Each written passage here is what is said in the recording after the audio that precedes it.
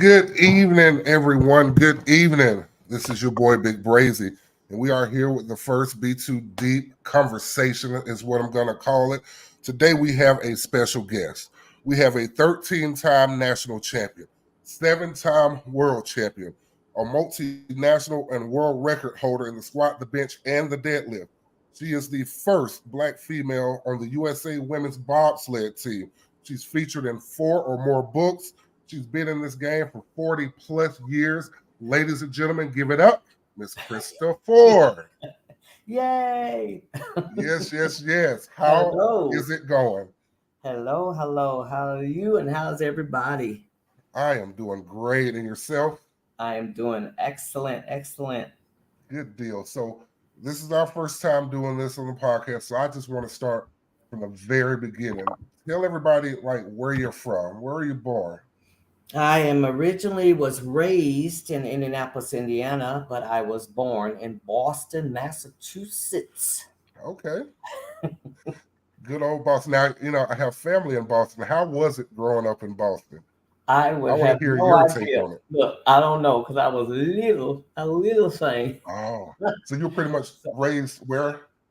so I was raised in Indianapolis, Indiana. Okay. I was So raised in how Indy.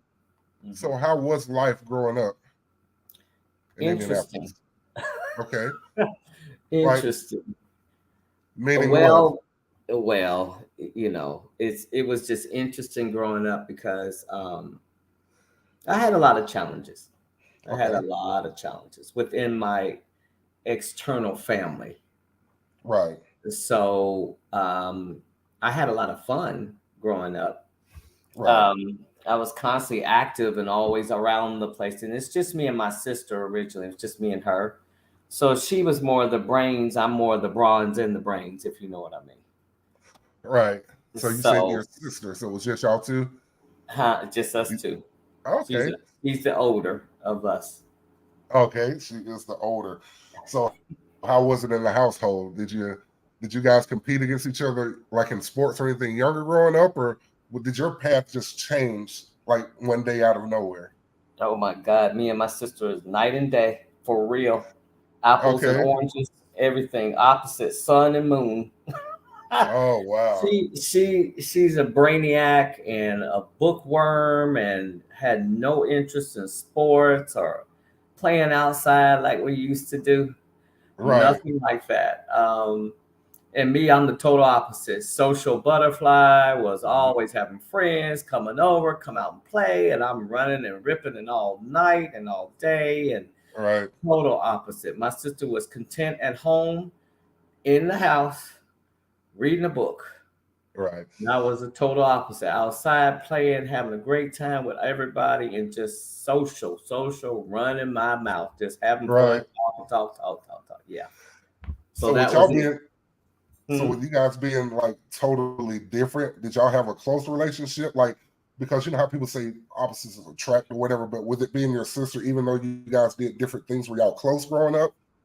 Or We did y'all were. have any commonalities? We didn't have much commonalities, but we were close.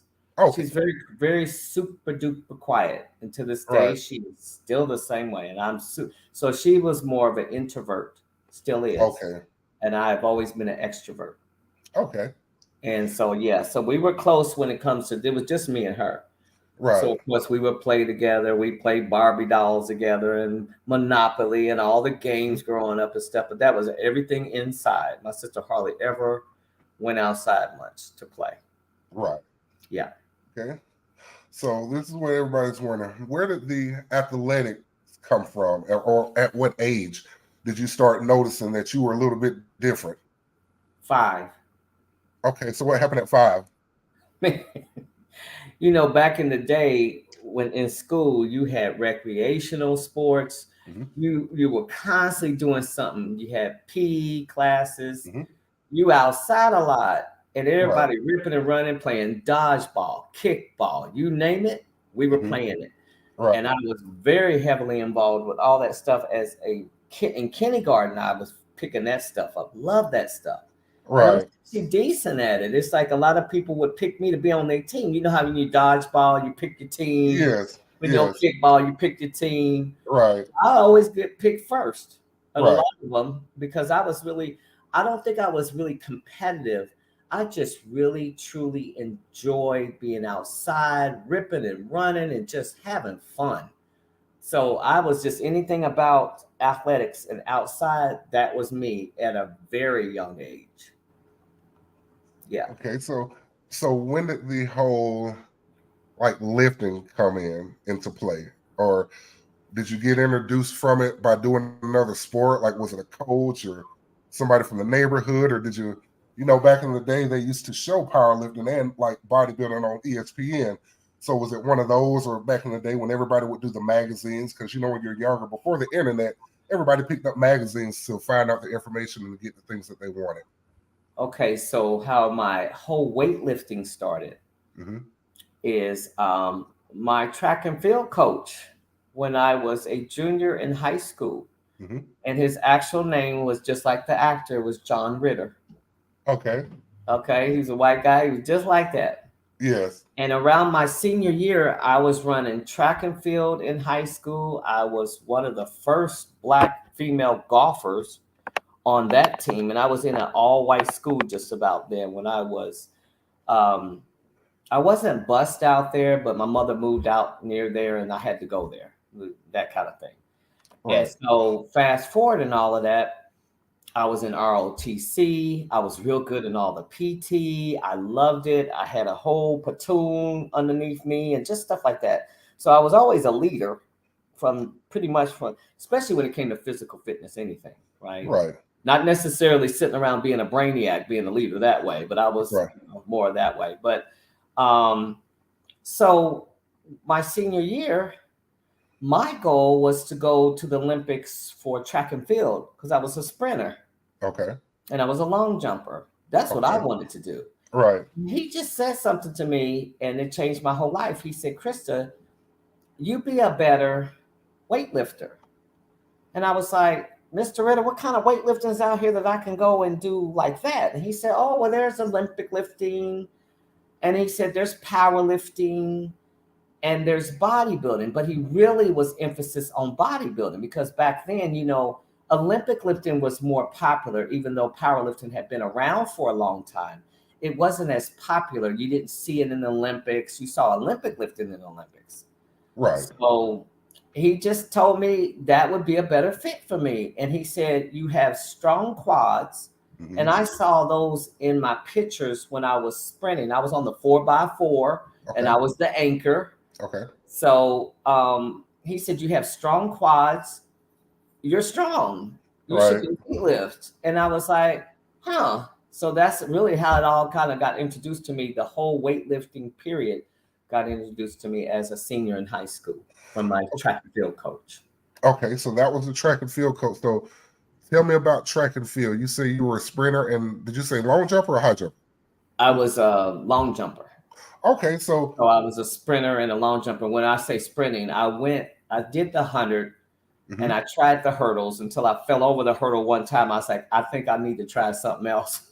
So Right. back in the day, the concrete was hard. Yes. You didn't have no clay concrete like they do now. So when Right. you hit the ground, boy, you got messed up. Right. So, Yes. but yeah, I specialize. I really like the 4x4 relay because I like being on a team. I Yes. like that I was the anchor. So, Hmm. that was just kind of cool. But I really enjoyed long jumping too. So out of all the things that I tried and did in track and field, those were my favorites. And those are the ones I really enjoyed the most. Okay. So, yeah. All right. So, all right. 4x4, the long jump. Now we're going to get into it. All right. You were told by the high school coach you should try weightlifting. Tell me how that journey began. Like, were you already lifting weights then, or did that kind of jump start it? Or We kind of already did that in track and field. So that was a okay. part of our curriculum. All right. We were in the weightlifting room Hmm. and the basic stuff. Right. Nothing major. And even back then, the gyms weren't like they are now. Like not even in the high schools. You just had your basic stuff, your leg workout, your chest, your Yes. all that stuff. Right. So I started there, Mm-hmm. and then here was the kicker. 2 days after graduation, I moved to Cali, Okay. and you already know Yes. everything is about physical fitness out in California. Period. And they Yes. are not only the number one physical fitness state in all 50. That's just it. So you already Wow. know when I got out there, it was on like popcorn. If we So say it like what was that transition then? Like, what did you do first? So you said, all right, I'm going to give this weightlifting a shot. And, uh, you already knew you were strong for, that. naturally for what you Yep. were already working out the track and the other sports. So when you moved to California, what was your first thing to do? I moved out there with my cousins. Hmm. That's a whole long story too of why I got out there in the first place. But that's the candy throughout all of this, the Right. trials and tribulations stuff. So anyway, we'll pass up Right. that for a minute. We'll come back to that. All right. Maybe in another episode. That's long. Yes. So when I got out there, I got me a job right off the bat. I was only 17, Hmm. and I found a gym, and I took my track and field coach's advice, and I went down the street from my house, Hmm. and there was a gym down there called the Body Works.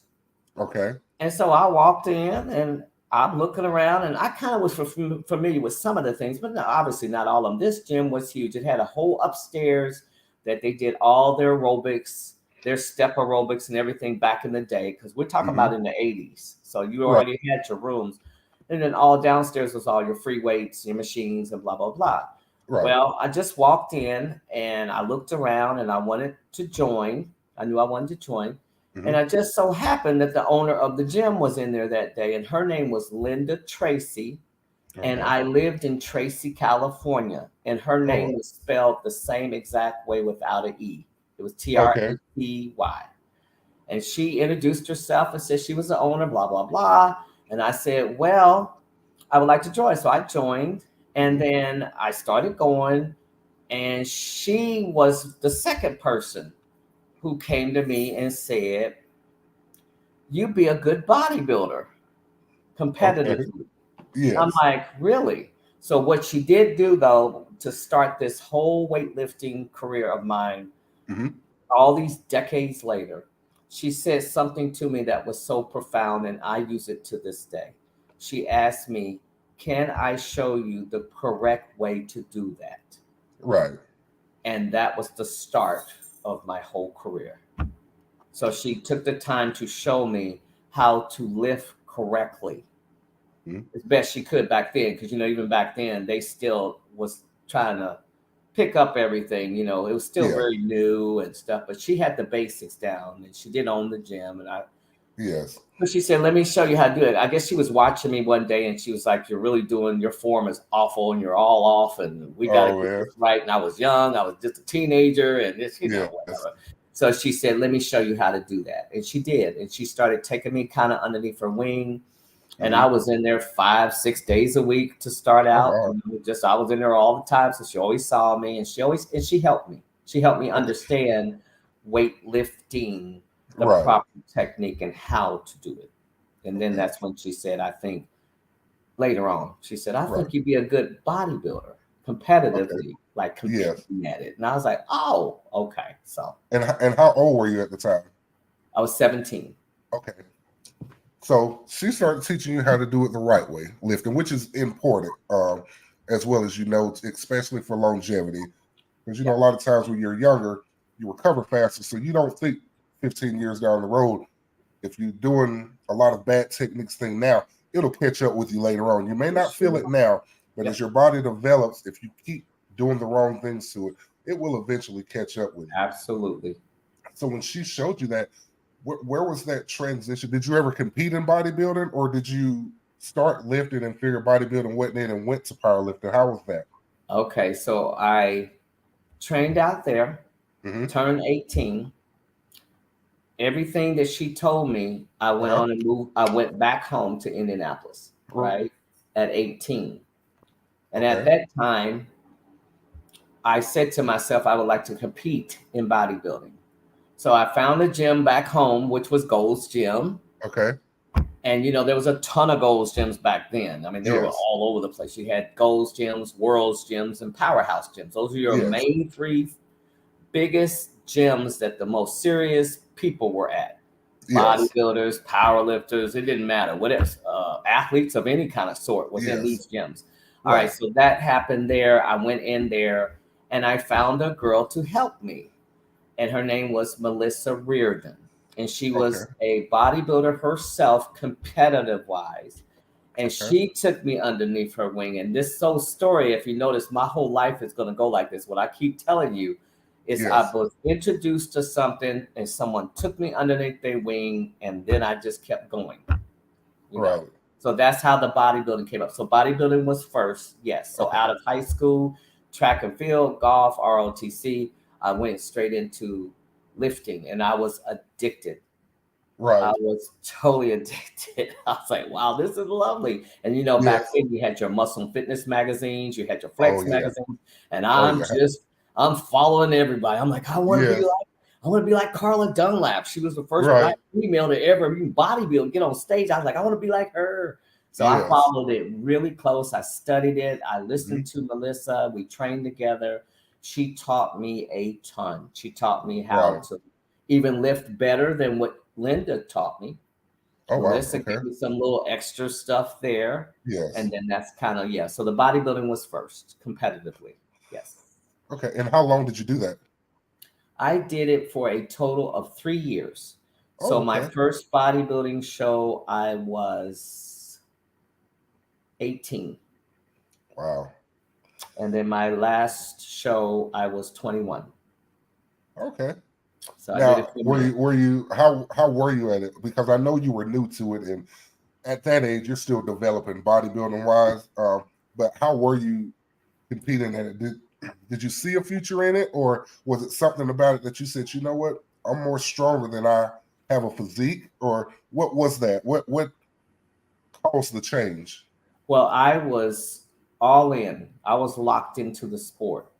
Okay. So on my first competition, and back then you just had bodybuilding for men, bodybuilding for women, Right. and you had couples where you had a guy and a girl, and y'all were together on stage doing Yes. everything in sync. That was kind of cool. You didn't have all those categories they have now to today Right. at all. So you only had that. Yeah. Then we had a short class and a tall class for the Right. women. That's it. So you had a Yes. long line of folks if you were the same height. Right. Yeah. But what I did notice, first of all, and I really trained hard, I dieted, I did the best I could, but you're right, I was 18, I was not even close. But what I found after my first competition, I placed dead last. When I say dead last, there was 15 girls there. I placed 15th. Wow. Okay. Now that didn't discourage me, but I noticed some things.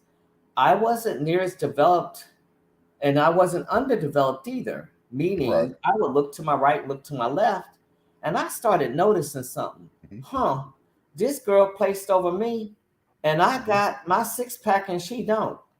Right. And then I would look over here and I go, well, this one looks pretty decent, but then that one on the other side of her, how's she gonna place? Okay. So I Yes. started putting some things together in my brain Right. about bodybuilding. Yes. But I said, I'm not going to judge it too fast, too soon. Hmm. So I went on and competed, got my little last place trophy, Right. and came on home and regrouped with Melissa. Okay. And I Right. decided to still keep competing at it.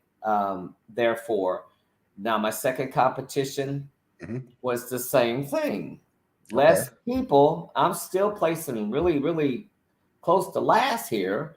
And I'm Okay. looking, then I find out people on the panel was related to people that were standing next to me. Oh, Gym yeah. gym owners, boyfriends, Right. girlfriends, husbands, all on the Right. panel, best friends of somebody sitting right next to me. Right. So then I started figuring something out here. I was like, this seems like it's very subjective and very Right. political. And I learned that early on. So after my second bodybuilding competition or contest, I decided to think about this and figure out something else, because I was like, I train too hard, work too hard, and the diet is just off the chain It's stupid, grueling. and Yes. you're evil, and you can't even stand yourself because Yes. you can't eat what you want to eat at all. Yes. So, Card depleting and water depleting, and oh, it's yes, you it just is a it's unnatural because you're not going to eat like that for the rest of your life. So, right. so It that's is. where I came to that transition, and I was in Golds one day training. Mhm.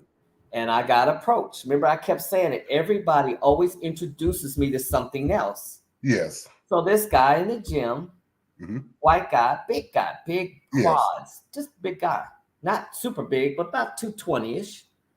He comes up to me and says, Krista, you'd be a better power lifter. I said, okay. He said, you're already strong. And Yes. he said, why don't you let me help you get into powerlifting?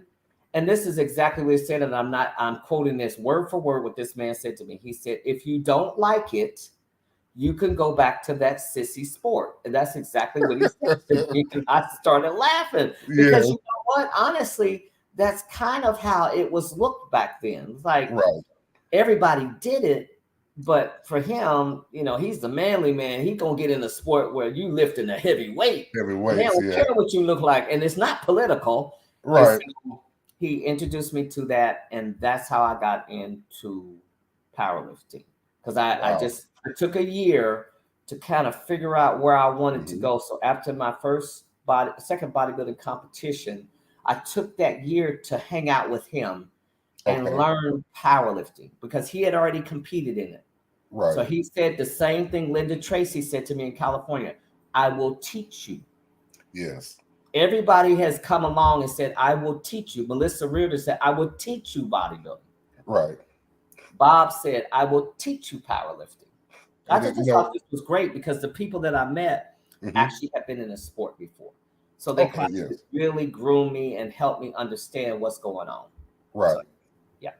And it's good that you run into those people because I train also. And one thing that you see in gyms a lot, and you'll see whether it be coaches training these younger kids in junior high, high school, or these fathers trying to train their kids, and you see them doing some of the, awfulest exercises. The form is off. They're trying to get these young kids to lift heavier than they should at that particular time because they're still developing. So, it kind of goes into what we were saying earlier.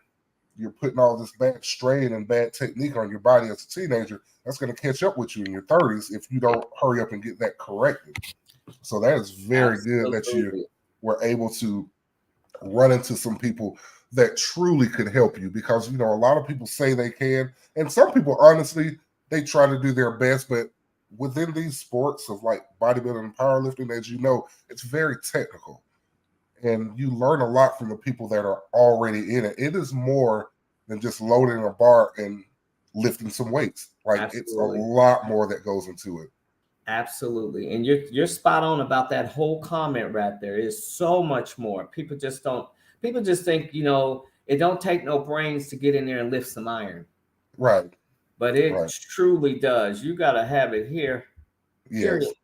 Yes. This all develops, but you really Hmm. got to be smart about this stuff because you can get yourself hurt and knocked out of the box and you Right. ain't coming back.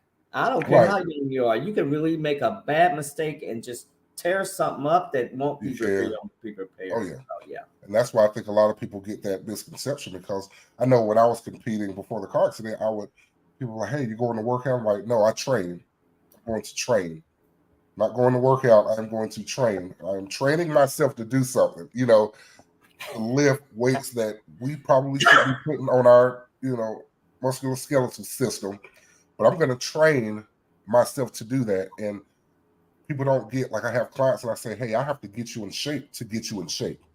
You just don't show up one day and just say, I'm just going to get in shape. There's still levels you have to take before you really start pushing your body, or you're going to run into the pulled muscles and strains and sprains and all those kind of things if you're not careful. Brazy, you spot on with all of that. And that's funny that you should say train. Mm-hmm. Athletes say train.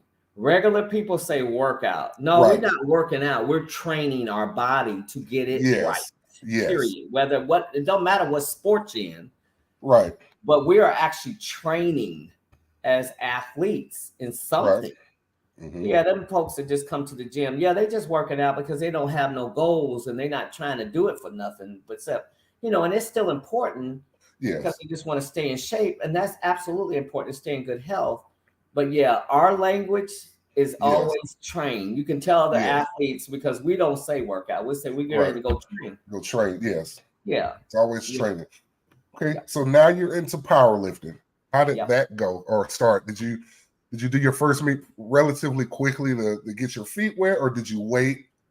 Or, I hear people all the time say, I don't want to compete until I'm ready. And I'll say, you're never going to be ready if that's the case, because the stronger you get, you're going to want to be stronger. And every time you get stronger, you're going to be doubting yourself, thinking about the other people who are lifting. I'm like, no, compete against yourself, and then the results will show at the end of this meet. And you said just something so profound just a second ago. And you said you're never going to be ready.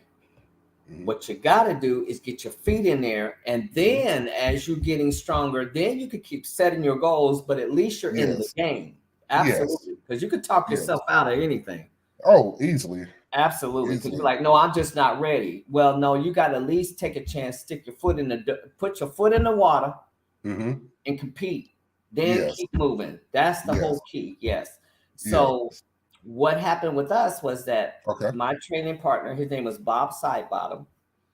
He's the one that first started me in all this. And he had already competed like maybe about 2 or 3 times, maybe more. Not on a super high level or anything like that, but he was very familiar with powerlifting because he'd done a full meet all those times. Right. So he said, Krista, I'm going to train you for 16 weeks first. Okay. Then we will do 10 weeks pre-competition to get ready. Okay. So I trained 16 weeks after we decided this, after I took that. So in the middle of me taking that year, that was the 16 weeks. So I trained for 16 weeks, and he taught me squat, bench, and deadlift. Right. He taught me. Now I understand that I even got better training as I went up the ladder because his training was more basic, but it was safe and it was good.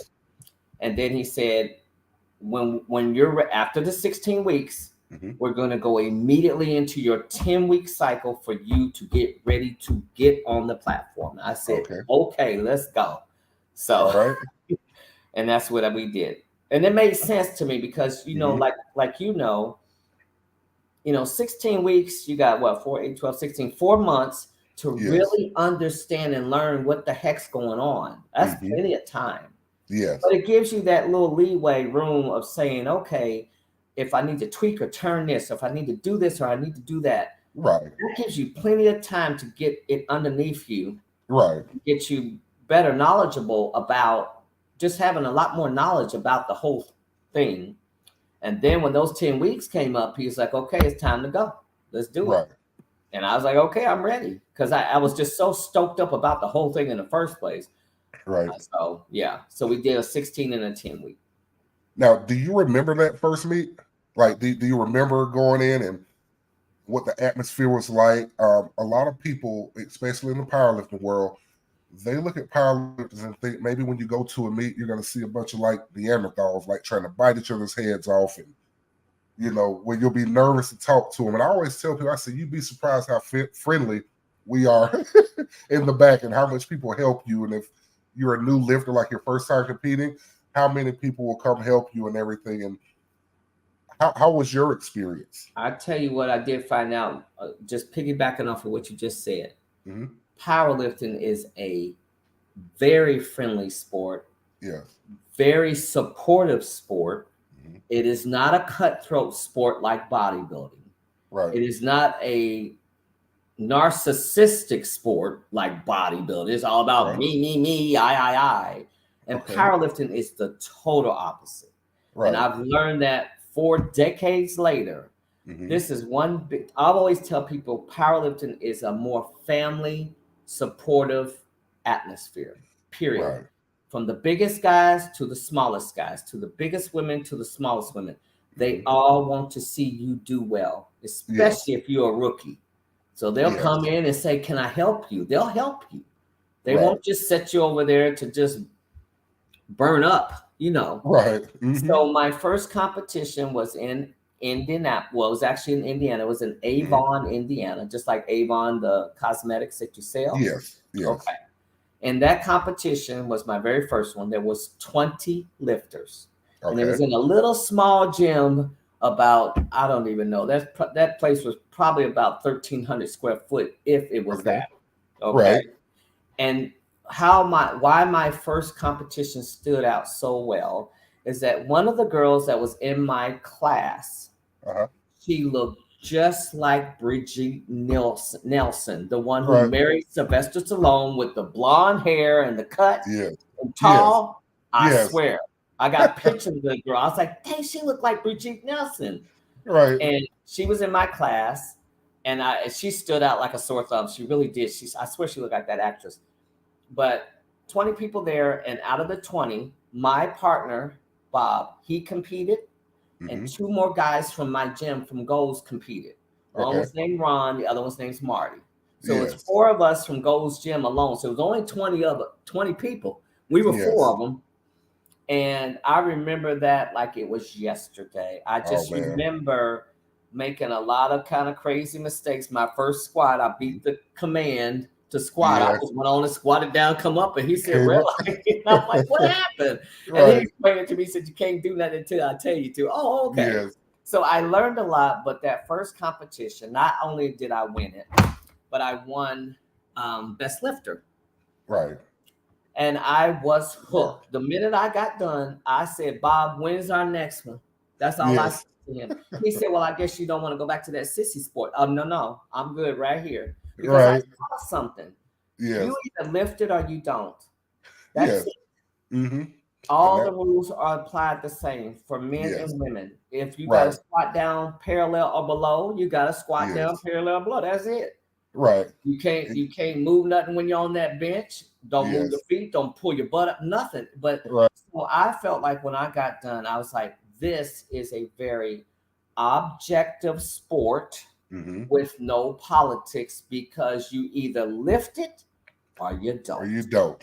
And the best woman and the best man win at the end of the day. There's nothing like bodybuilding. So I fell in love with it, and that was it. That was I was hooked, line and sinker after that first meet, and I was ready to let's go. What's next? I was on fire. I was ready to go. So, and and I want to say this in case we have some bodybuilders watching or CrossFit people. There's always going to be a running joke amongst bodybuilders, powerlifters, and now CrossFitters. You're going to hear all of us talk about each other. So when you hear calling bodybuilding a sissy sport, just get used to it. It's not personal. It's just something. It's just that's a part of being in the sport. If you're in a gym, like a hardcore gym, you have bodybuilders and powerlifters and CrossFitters. They're all going to be having jokes with each other. But at the end of the day, I'm going to say this. I do respect all 3 of them, because they all 3 in their own way are very, very hard. And very hard. It's very demanding on your body. Totally back you 100% on that one, because I'll give bodybuilders this. That diet, that's some wicked stuff of discipline on top of discipline. Mad respect for that diet. That's all I can say. And you're right about that. There's always been a running joke between all 3. Right. Mostly, like the powerlifters, because we just, back then, we didn't have no CrossFit, so that wasn't a thing. We had American Gladiators. I remember when that first came out, stuff like that. I remember watching that when I was a kid. Me too. Yeah. I even tried out. I'll tell you about that. Oh, wow. Tried out twice, actually. Wow. We just always have this running thing, because with bodybuilders and powerlifters, they always want to say, bodybuilders look real strong, but if you stick them seriously next to a powerlifter and tell them to squat pound for pound, who's going to win? Most of the time, I have to say. And then you got strongman. And all of those guys are ex-powerlifters. They're not ex-bodybuilders. They're not ex-NFL players. They're powerlifters. They're powerlifters. So, they're not Olympic lifters. But you're right. We have a respect for each other, because we're all in the gym together. We're all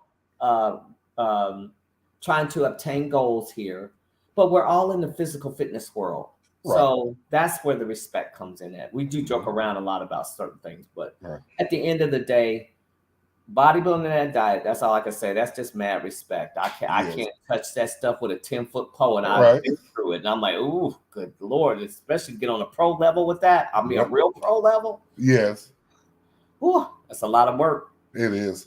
So tell me this. You have multiple, like I mentioned at the beginning, multiple national and world records in all three lifts. Yep. You're a multinational and world record champion. Yep. And 2 gold medals, right? Yep. All right. So if you looked over your powerlifting career, which you're still currently powerlifting, let me add that and let people know that you still are currently powerlifting. Still rocking and rolling. Look, yes. I might have my wheelchair, but I'm still moving. Right. And out of those competitions, is there one that stands out? Like, is there a meet that you can remember being at where maybe just either you felt good and you knew it was the day, or it was one of those days? Sometimes you go in and you don't feel like it's there, and sometimes those turn out to be your best days. You know, powerlifting is one of those sports where on any given day you could be ready or not, and it really doesn't have a lot to do with your preparation all the time. It doesn't. So it took me forever to get on a world level. You have to win or either place 1 through 3 in national competition to even get invited on the U.S. team. Wow. So my first invitation on the U.S. team is the one that stands out the most for me in my whole career. Okay. Can you tell us about it? Yes. All right. So I finally placed in the top 3 because when I came into powerlifting, I was such a rookie. Okay. And all the girls that are women that I saw in there, they were all in the Powerlifting USA magazine. So I knew when I was walking in there, ain't none of these girls trying to get off their pedestal for me. Right. So I really had to work hard and earn that. It took me 8 years from the time I started powerlifting to even place in on a national level for the world team. Now, that particular year, our world championship was over in Macon, France. It looks like Macon, Macon, but they say it's Macon. Okay. That's how it's pronounced. And it's near Lyon, France. All right. When I got there, the whole U.S. team was there and all the countries. You got every country. You got 36-some countries there at a world championship. Yes. That was my most monumental moment of my powerlifting career. Some 40 years later, that particular day was awesome. And I'm going to tell you why on one other reason. Okay. I did not win, and I did not expect to. That's the same way with my first competition. I did not expect to go in and win anything. All I wanted to do is, and this is still to this day the way I think, I perform, and I do in powerlifting. I go in there and I go against myself. Right. All times. I don't go in there and go, oh God, I got to win. And oh, I got to beat this person. No. So, and I've never been that way. So I went into the world championships. We got over to France. I was just in awe. And the funny thing about that, when I was in high school, I flunked French and French and I flunked Spanish. And I thought, gummit, if I would have just paid attention, I would get over here. And the only thing I knew was bonjour and some other things. But anyway, so I get there, had an awesome world championship. I placed bronze 3, right? Okay. So South Africa placed 2nd, I believe, and then I think somebody else placed, one of the other countries placed 1st. Okay. It might have been us. I just can't remember. But we got these little, we all did. They look like goblets, like little goblets that you could put wine in or something from back in Jesus era, like a goblet. That's what it looked like. That is the smallest trophy that I have ever gotten, but it meant the most to me. Right. Because it was a bronze place, but it was my first time being on the U.S. team, being overseas. And now it was my time to be with the best of the best. Right. And I was one of the best of the best. And that was why that was the most precious to me out of all of it. And that particular world championship was back in 1993. Okay, wow. Yeah. So, yeah. So tell me this. I know the people want to know, how did the powerlifting transition into bobsledding? Because Lord. that's two different sides of the spectrum. I mean, we're going from weightlifting to bobsledding. Old Again, sport. remember what I kept Nothing telling that you grew up in the neighborhood doing. You already know. And it is not prevalent for Black folks to be doing nothing that got to do with code, nothing like that. So, and that's the truth. I'm just going to put the truth out there. I'm going to be very transparent about us. We know we good in summer sports, but not winter, whatever. So remember what I was telling you earlier. I've been introduced to everything that I've ever competed in. Yes. Okay. So I'm at a award ceremony in Indianapolis being awarded something from, I can't remember if it was the governor or the mayor or somebody. Okay. On my powerlifting, like my achievements. Yes. So I'm there getting my award, and then I'm talking to folks, and then they come up to me and we're just talking, whatever. So this white girl came up to me, and her name happened to be Krista, just like mine, just spelled with a C. Right.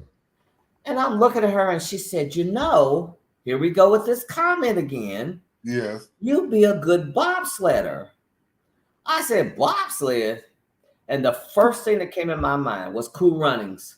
Yes. The movie with the Jamaican bobsled team. Right. And John Candy and Walt Disney. That's all I thought about. Yes. And she said, the U.S. team right now is looking for strong women. They need strong women for this bobsled team.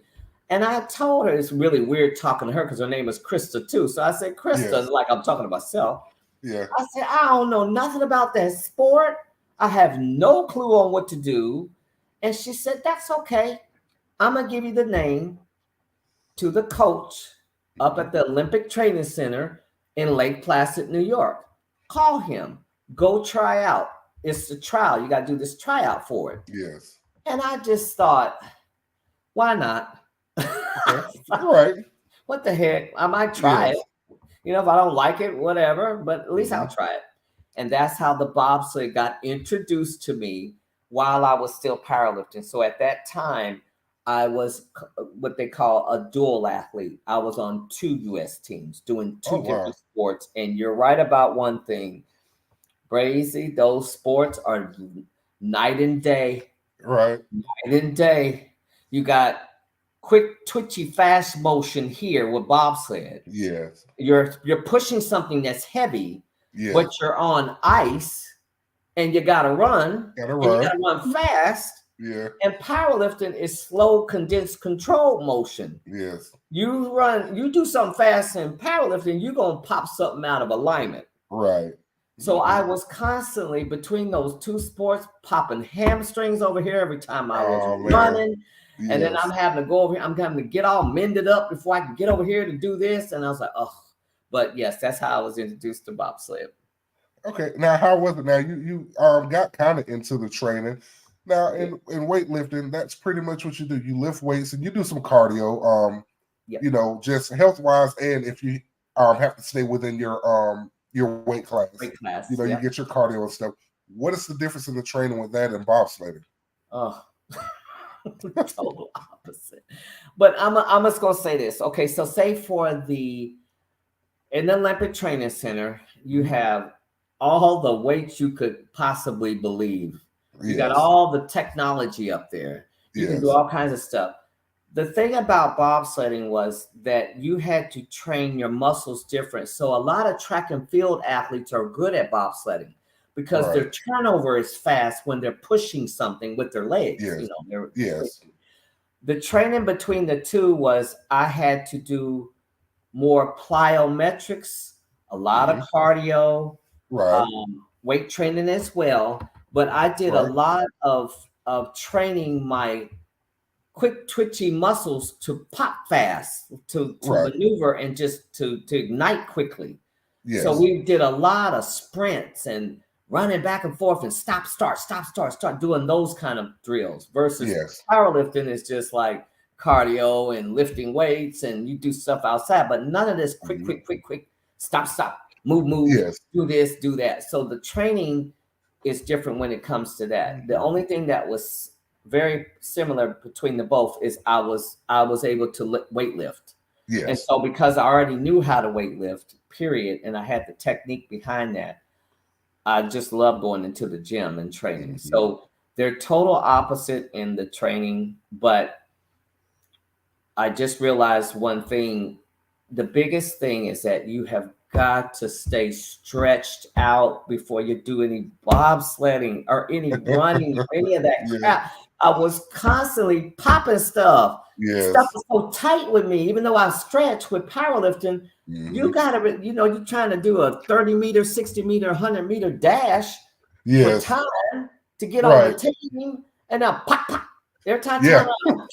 I'm like, golly, what the heck is going on? Yes. So I was constantly in the training room with the chiropractors, with the physical therapists, and sitting in the cold baths because I was constantly popping something. Right. And they were like, we got to stretch and stretch and stretch for 15, 20, 30 minutes before you start doing this. So that was the biggest difference. So as long as you get that stretching in, you can do both. But it's you got to figure out your formula on how your body is. But yeah, they're total opposite when it comes to most of the training. The training. Yeah. Now, I mentioned at the beginning that you are still currently lifting. Do you mind if I ask your age on camera? I will be 5'8" this year, 2020. All right. Wow. I And you're know. lifting. I saw a clip on YouTube. Yep. I think it was the APF Yep. competition 2023. Yep. When was that competition? Was that like in December, November? When was that last year? That was in June. So Okay, we so it usually was have last June. we usually have our senior nationals always in June. Every now and then they're in July, but mostly in the summer they're in June. Yeah. And I saw there you squatted 501. I did. 501.5. We got to make sure 5. we put a little 5 on there. Yeah. But that was so now the cool bragging rights. I've achieved everything I wanted to achieve in powerlifting. I have. I'm multi this. So everything I set out myself to do in powerlifting, I have achieved. Right. And at this point now, my bragging rights is my age, and now I'm lifting and breaking records in my age class. Right.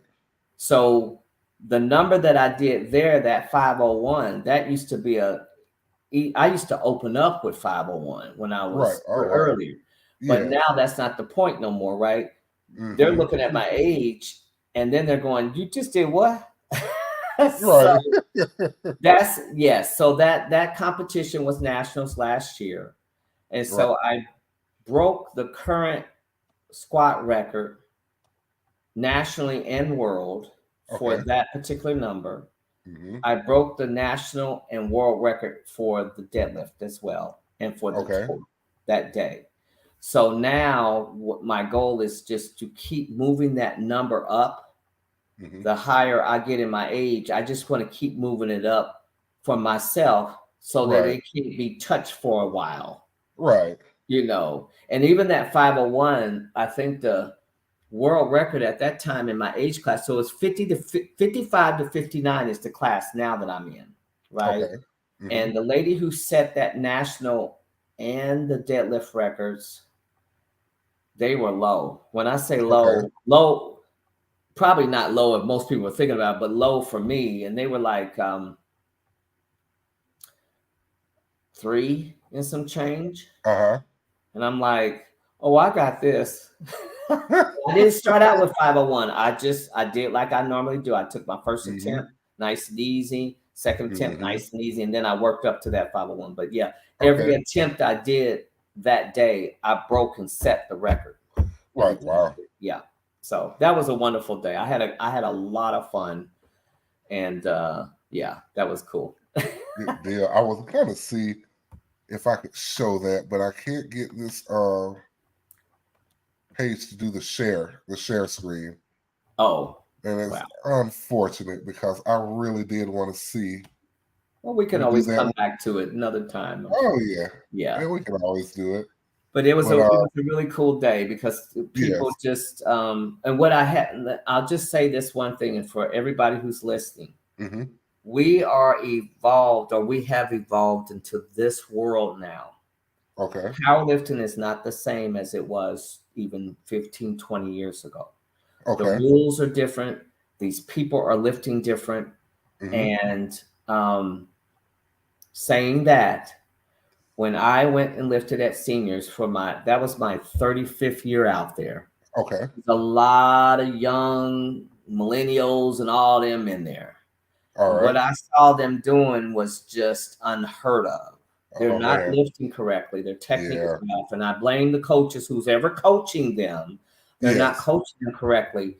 So what they saw in me was, Mm-hmm. when I got up there, I did everything, mastered it. And they Right. noticed that and they were like, wow. And I was like, this is powerlifting. The way I'm Yes. doing it is real powerlifting. Keeps you safe, Yeah. and you will start progressing along nice and easy and going up in your weights. But what I saw this year, Mm-hmm. last year, Yes. ooh, it just made me do this and scratch my head. I was like, who is teaching these kids how to do this stuff? It just Right. it's so unsafe.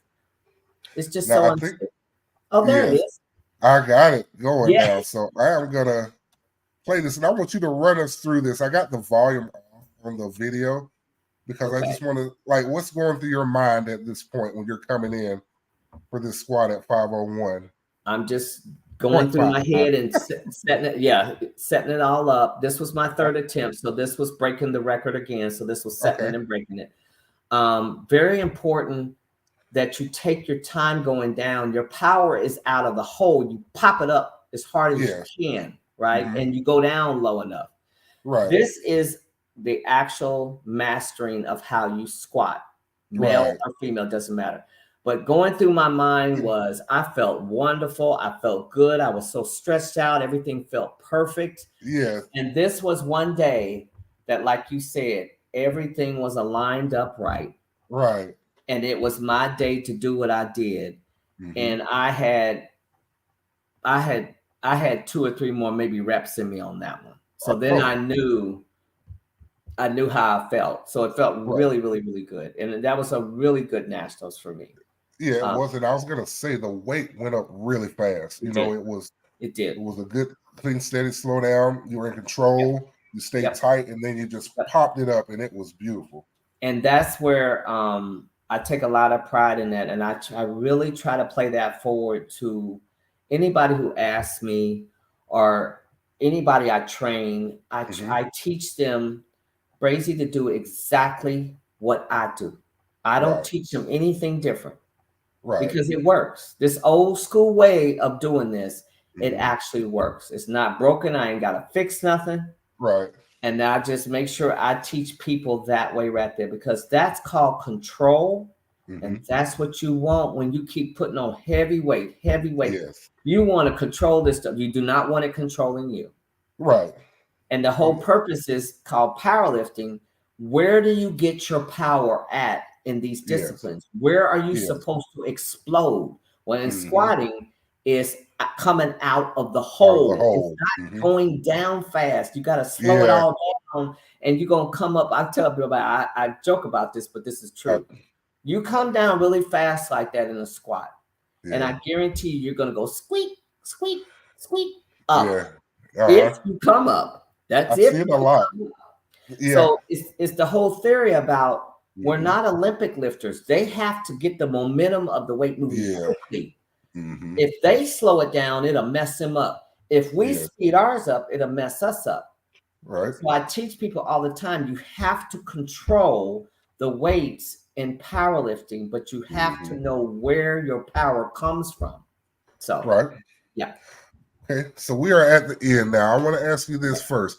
If we had a Mount Rushmore, I'm gonna ask you how you want to answer this question. Okay. A Mount Rushmore of female powerlifters or female athletes, which one would you like to answer? Wow, that's a trick. That's a trick That's a question. hard one. Yeah. Do you have 4 powerlifters you will put on that Mount Rushmore, or just 4 female athletes of all sports? I would choose of all sports. Okay, so who's your Mount Rushmore female athlete? Wow. Jackie Joyner, Kirsty. Okay, That's one of them. okay, Um, God, Serena and Venus. all right. That's There's 3. another 2. So you notice they're all in different sports. You got track and field, you got tennis, And then mad you got respect. yourself. Huh? Yourself. Yeah, sure. I'll put me in there too. You gotta put yourself Why on not? there. I'm one of those guys that if we're gonna have Why a Mount not? Rushmore, and if you're a pioneer in the sport, you need to be Yes. up there. Yeah. Yes. All right. Yes. So I'm gonna give you the big screen right now. I want you to tell the people how they can contact you, tell them about your book coming up and your movie coming up. Okay.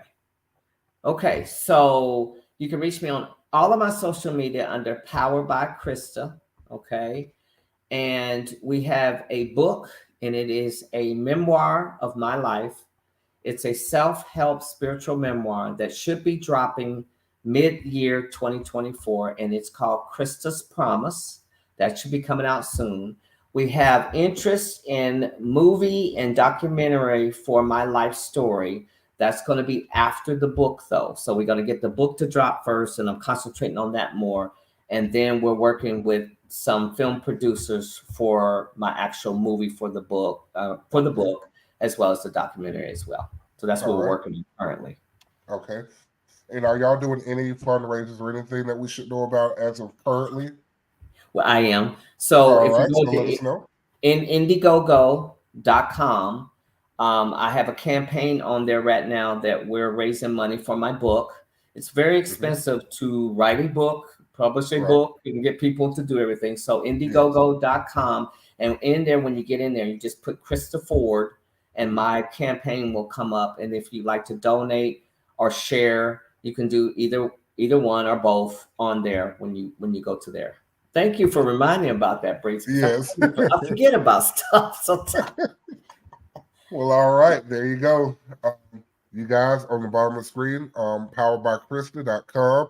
You guys want to connect with her with training or knowing more about her book or the movie or the documentary, or if you just have some questions and you want to reach out to her, motivational speaking, I'm sure you have done. Yeah. So this was a great hour of talking with you. I learned a lot. I hope the audience learned a lot. I hope this is the first of many.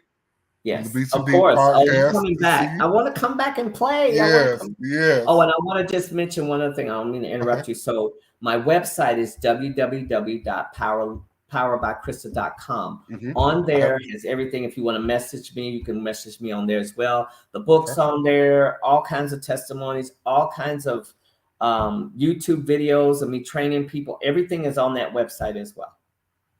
All right. And there it is at the bottom of the screen, guys. If y'all look down, it is going across poweredbykrista.com to connect with her.